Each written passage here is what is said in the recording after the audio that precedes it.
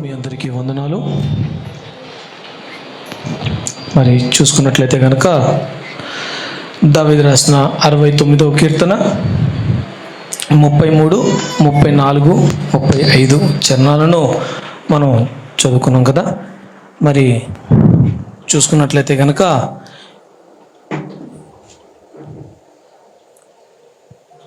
దావీదు అంటూ ఉన్నాడు, యెహోవా దరిద్రుల మొర ఆలకించువాడు, ఖైదులో నుంచబడిన తన వారిని ఆయన తృణీకరించువాడు కాదు. హల్లెలూయా. దరిద్రుల ప్రార్థన ఆలకించువాడు మరియు ఖైదులో నుంచబడిన తన వారిని ఆయన తృణీకరించువాడు కాదు. మరి నమ్ముతూ ఉన్నారా మాటని? ఎవరైతే ఖైదీగా ఉన్నారో వారందరంట నా వారు అని అంటున్నాడు. ఇక్కడ అంటున్నాడు దేవుడు, ఖైదులో నుంచబడిన తన వారిని అంటే ఎవరు వారు? సామెతల గ్రంథం 1వ అధ్యాయం చివరిలోకి వెళ్తా ఉంటే కనుక పలుమార్లు నేను నీకు చెప్పాను వాక్యం ద్వారా, దైవజనుడి ద్వారా, స్నేహితుల ద్వారా, శ్రేయోసుల ద్వారా అనేక విధాలుగా, అనేక రకాలుగా, అనేక సార్లు నీకు తెలియపరిచాను, హెచ్చరించాను, గద్దించాను, వెంట పడ్డాను. అయినప్పటికీ నీవు చెవిన పెట్టావు, పెడచెవిన పెట్టావు, తృణీకరించావు, లెక్క చేయక నీవు వదిలేసావు. కాబట్టి నేను నీ చేయిని వదిలేస్తున్నా. దేవుడు మన చేయిని వదిలేగానే ఇంకొకటి పట్టుకుంటాడు. వాడిని పట్టుకోమని చెప్పక్కర్లా, మనకు రెడ్ కార్పెట్లు, గ్రీన్ కార్పెట్లు ఇయ్యక్కర్లా వాడికి. ఆ దేవుడు ఎప్పుడైతే కంచి తీసేశాడో మొదటిగా రాగలిగినటువంటి అవకాశం వాడికే ఉంది. నిజముగానే పలుమార్లు చెప్పినప్పటికీ నీవు లెక్కించకపోయినావు కనుక నేను నీ చేయి వదిలేస్తున్నాను ఉంది. మీరు చదువుకోవచ్చు, సామెతల 1వ అధ్యాయం చివరిలోకి వస్తే కనుక. అప్పుడు నీవు ఎంతగా ఏడ్చినా నేను నీ మొర ఆలకించను. ఇంకా హేళనగా దేవుడు చూస్తానంటున్నాడు. ఎడుతున్నావా అని చెప్పి చూస్తాను అని చెప్పి ఉంది, చదువుకొని కావాలంటే. అలాంటి సమయంలో ఉండినప్పటికీ కూడా వాళ్ళు ఎవరంట? ఇక్కడ కీర్తనకారుడు అన్నాడు, ఎవరు వాళ్ళు? నువ్వు ఏమవ్వాలని అన్నిసార్లు దేవుడు హెచ్చరించాడు. నేను ప్రేమించేటటువంటి దైవజనుడు, ఇష్టమైనటువంటి దైవజనుడు ద్వారా చెప్పినట్టు మాట, దేవుడు మనకి చాలాసార్లు మిస్డ్ కాల్స్ ఇస్తూ ఉంటాడంట. దేవుడు మనకి చాలాసార్లు మిస్డ్ కాల్స్ ఇస్తూ ఉంటాడంట. కానీ అది మిస్డ్ కాల్స్ ఎలర్ట్ అనేది మనకి తెలియకపోతే గనక ఇంకా సిగ్నల్ ఏదో మన హార్ట్ బీట్ కొట్టుకుంటుంది చూసారా, ఇలా కిందకి పైకి కిందకి. చనిపోయిన తర్వాత ఏమవుద్ది? ఒకటే గీత కీ అని వస్తుంది. ఆ మిస్డ్ కాల్స్ ఇచ్చినప్పుడే నీవు అలర్ట్ అయితే గనక, ఆ కాజంలోనే నీవు మేలుకుంటే గనక ఆ యాక్సిడెంట్ నుంచో, ఆ నష్టం నుంచో, ఆ శ్రమ నుంచో, ఆ ఇబ్బంది ఇరుకు నుంచో నీవు తప్పించబడతావు. నా విషయంలో జరిగింది. దేవుడు నాకు పాఠాన్ని నేర్పించాడు. మరి అందును బట్టి దేవునికి స్తోత్రం. హల్లెలూయా. మరి మనము ప్రతి ఒక్కరము కూడా ఇక్కడ అంటున్నారు కదా, యెహోవా దరిద్రుల మొరను ఆలకించువాడు, ఖైదులో నుంచబడిన తన వారిని కూడా ఆయన తృణీకరించువాడు కాదు. చాలా మంది కూడా ఏదో ఒక బలహీనతతో పట్టబడి ఉన్నవారే. బలహీనత అంటే మీరు అనుకుంటున్నట్టు బలహీనత అంటే వ్యభిచారము, తాగుడు, సినిమాలు, సీరియళ్ళు, ఇదే ఒక బలహీనత అని అనుకుంటున్నారేమో. క్షమించాలి, అర్థమవుతుందా? తప్పు. అది మాత్రమే బలహీనతగా లెక్కిస్తే అది సంపూర్ణంగా తప్పు. శరీర కార్యములు ఏనగా అని గలతీయుల రాసిన 15 ఉన్నాయి, 5వ అధ్యాయంలో 15. వాటిలో ఏ ఒకటి నీవు కలిగి ఉన్నా ఆ విషయంలో పాపివే. దేవుడు ప్రేమించినటువంటి విషయాలు నీలో ఉన్నాయి. నువ్వేంటి మరి? పాపం చేస్తున్నటువంటి వ్యక్తి. ఇంక్లూడింగ్ మీ, నాతో కలిపి. మొట్టమొదటిగానే కోపం మనిషికి టక్కుమని వచ్చేస్తుంది, టక్కుమని. అది నీవు ఎప్పుడు ఎక్కడ ఏ విధముగా ఉపయోగించాలో అలాగే ఉపయోగించాలి. మనందరికీ తెలుసు, చాకు దేనికి ఉపయోగించాలి? నైఫ్, కూరగాయలు కోయడానికి. ఆ దేనికైనా ఉపయోగించవచ్చు అని చెప్పి మనుషుని చంపేస్తావా అంటే కాదు.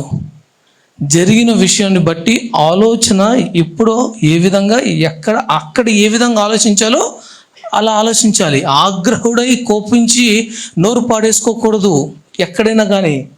ఆ కోపం వలన నీకున్న భక్తి నీవు కోల్పోతావు, నీవు కలిగి ఉన్న పరిశుద్ధత నీవు నష్టపోతావు, నీకున్న మంచి పేరు పూర్తిగా కోల్పోతావు ఖచ్చితముగా. కాబట్టి తాగుడు, తిరుగుడు, సీరియళ్ళు, సినిమాలు అవి మాత్రమే బలహీనత అని మాత్రం అనుకునవద్దు. కోపము, అభిచారము, ఇంకొకరి మీద అసూయ, కుళ్ళు, పగ ఉన్నాయి కదండి. శరీర కార్యములు ఏమనగా అని చెప్పి గలతీయుల 5వ అధ్యాయంలో. మరి అవన్నిటిలో ఏది కలిగి ఉన్నప్పటికీ అవన్నీ కలిగి ఉండుట దేవుడు మంచిదని చెప్పాడా? దేవుడు ఉంచుకోండమ్మా, వాటితోనే మందిరానికి రండమ్మా, ఆ అన్ని హృదయం నిండా పెట్టుకుని నన్ను ఆరాధించండి అమ్మా అని అక్కడ నేను చెప్పాడా? 66 గ్రంథాల్లో. కానీ కోపం కూడా దేవుడికి ఉంది, అవునా? కాదా? దేవునికి కూడా కోపం ఉంది. కానీ ఎక్కడ ఉపయోగించాలో అక్కడే. ఇది ఆరాధించు స్థలమై ఉన్నది కాబట్టి ఈ స్థలములో మీరు ఏ విధంగా బిజినెస్ చేస్తున్నారు అని చెప్పి అక్కడ కోపం చూపించారు. అందరికీ తెలిసిన మాట ఇది. ఎక్కడ చూపించాలో అక్కడే అంతవరకే చూపించాలి. ఏ విషయంలోనైనా నోరుంది కదా అని పాడేసుకోకూడదు. నీకున్న భక్తిని కోల్పోతావు. ఎంత ప్రార్థన పరురాలు అయినప్పటికీ, ఎంత భక్తి పరుడైనప్పటికీ. చిన్న విషయం చాలు. మోషే గొప్ప నాయకుడు, గొప్ప సేవకుడు, ఒక్క కారణం వల్ల మరణము చూడకుండా ఆగిపోయాడు. నీవు ఎంత గొప్ప స్థానములో ఉన్నప్పటికీ ఒకటి చాలు. కాబట్టి ప్రతి ఒక్కరము కూడా దేవుడు తృణీకరించేవాడు కాదు. నీవు కలిగి ఉన్న బలహీనతను బట్టి, అయ్యో నేను ఈ బలహీనతను కలిగి ఉన్నాగా, చాలామంది ఒక రకంగా ఇది బలహీనత నేను కలిగి లేను కదా అనే ఆలోచనతో ఉన్నారు. కొంతమంది నేను ఈ తప్పు చేస్తున్నాను కదా, దేవుడు నన్ను క్షమిస్తాడా, దేవుడు నన్ను రాణిస్తాడా, దేవుడు నన్ను చేర్చుకుంటాడా, దేవుడు నన్ను క్షమిస్తాడా, ఇంతటి ఘోర పాపిని, ఇంతటి ఘోర పాపాన్ని చేసినటువంటి వ్యక్తిని నన్ను క్షమించి నన్ను చేర్చుకుంటాడా? అది ఎటువంటి పాపమైనప్పటికీ కూడా దేవుడు అంటున్నాడు, నా వాళ్ళు మీరు, నా చేతులతో ప్రేమగా చేసుకున్నటువంటి నా కుమారులు కుమార్తెలు అని దేవుడు అంటున్నాడు.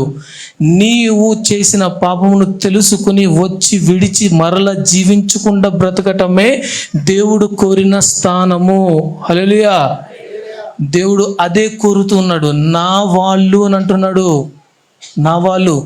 దావీదు తప్పు చేశాడు, నిజమే, మనందరికి తెలుసు. దావీదు తప్పు చేశాడు. తాను తెలుసుకున్నాడు, అయ్యా నేను తప్పు చేశాను అని. శిక్ష అనుభవించాడా లేదా? పాపం చేసిన బదులు కుమారుడు మరణించాడా లేదా?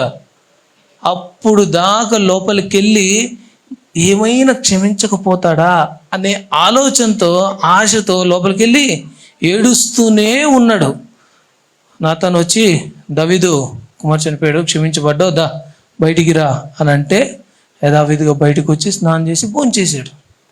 నిజమే, శిక్షను అనుభవించాల్సిందే చేసిన తప్పుకి ఖచ్చితముగా. మరి ప్రతి ఒక్కరము కూడా ప్రతి ఒక్కరిని దేవుడు క్షమించేవాడై ఉన్నాడు. దేవుడు మనల్ని పరిశుద్ధుడుగా చూడాలనుకుంటున్నారు, పరిశుద్ధురాలుగా చూడాలనుకుంటున్నారు. No one is perfect here. ఏ ఒక్కరు పరిశుద్ధురాలు లేరు ఇక్కడ.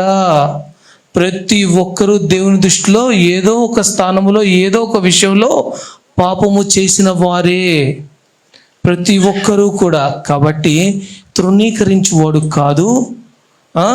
ఎటువంటి ఖైదీగా ఉన్నటువంటి, ఎటువంటి బంధకాల్లో, ఎటువంటి బలహీనతతో ఉన్నప్పటికీ కూడా నీవు దేవుని దగ్గరికి వచ్చినట్లయితే, అయ్యా నేను జీవించను, ఇక ఈ విధముగా జీవిస్తాను, ఇక ఆ పని చేయక, ఆ మార్గంలో వెళ్ళక, ఆ ఆలోచన చేయక, అటువంటి విధముగా నేను బ్రతకక ఉండక నేను జీవిస్తానయా అని ఇక్కడికి వచ్చి ఒప్పుకుని విడిస్తే, దేవుని దగ్గర విడిచిపెడితే, బ్రతకగలిగితే దేవుడు మెచ్చుకోదగిన జీవితాన్ని మనకు అనుగ్రహిస్తాడు. కాబట్టి ప్రతి ఒక్కరం కూడా దేవుని స్తుతించే విధముగా, దేవుడు కోరదగినటువంటి జీవితముగా దావీదు జీవించాడా లేదా? అంటే క్షమించిన తర్వాత దావీదు జీవించాడా లేదా? ఒకటే ఎగ్జాంపుల్ అండి, దావీదునే తీసుకోండి. కీర్తన చదువుకుంటున్నాం కదా, దావీదునే తీసుకోండి. నాతాను వచ్చాడు, ఉదాహరణగా ఒక చిన్న పని చెప్పాడు, చిన్న కథలాగా చెప్పాడు. ఈ పని ఇట్ట చేశాడు, ఈ పని ఇట్ట చేశాడు, ఎంతటి పని చేశాడు వాడు, వాడికి ఏం శిక్ష వేస్తావు దావీదు అని అడిగితే ఇంకా ఆలోచించేది లేదు, వెంటనే తల తీసేయాలి అని అన్నాడు దావీదు. వెంటనే తల తీసేయాలి అడిగి అని అన్నాడు. అది ఎవరో కాదు, అది నువ్వే అనగానే మొదటిగా దావీదు అడిగిన మాట, నాకు ఏమైనా అవకాశం ఉన్నదా? మొదటిగా అడిగిన మాట, నాకు ఏమైనా అవకాశం ఉందా అని అడిగాడు. ఉంది అని అనగానే రాజు వస్త్రాలు చింపుకొని, గోని బట్ట ధరించుకుని లోపలికి లీడ్ చేశాడు. అదే పని, నన్ను క్షమించు పాపిని, నిన్ను బాధ పెట్టాను అని చెప్పి తర్వాత ఎక్కడైనా చేసినట్టుందండి? మన గ్రంథ ప్రకారం, మనకి ఇవ్వబడినటువంటి గ్రంథ ప్రకారం దావీదు తప్పు చేసినట్టు ఎక్కడైనా ఉందా? తర్వాత అంత భయంగా బ్రతికాడండి. మరణపు పడకలో ఉండినప్పటికీ కూడా దావీదు అడిగిన మాట ఏంటంటే, నేను నీ దగ్గరికి పరిశుద్ధుడిగా రావాలయ్యా, నన్ను క్షమించు దేవా, నేను చేసిన తప్పును బట్టి నన్ను క్షమించయ్యా, నీ దగ్గరికి పరిశుద్ధుడిగా నేను రావాలయ్యా అని దావీదు అడిగాడు. మనము కూడా, నేను కూడా అదే విధమైన జీవితాన్ని దేవుడు కోరుకుంటున్నాడు. అంతే గొప్ప జీవితాన్ని మనము జీవించాలని దేవుడు మన నుంచి కోరుకుంటున్నాడు. కాబట్టి ప్రతి ఒక్కరూ ఏ విషయంలో కూడా ఖైదీగా, బందీగా మనం ఉండకోకుండా, దేవుని వాక్యానికి మనం ఖైదీలయ్యే విధముగా, దేవుని మాటకు మనం లోబడే విధముగా ప్రతి ఒక్కరూ కూడా జీవిద్దాం. దేవుడు చిన్న మాట వెనుకలో దీవించునుగాక. ఆమేన్.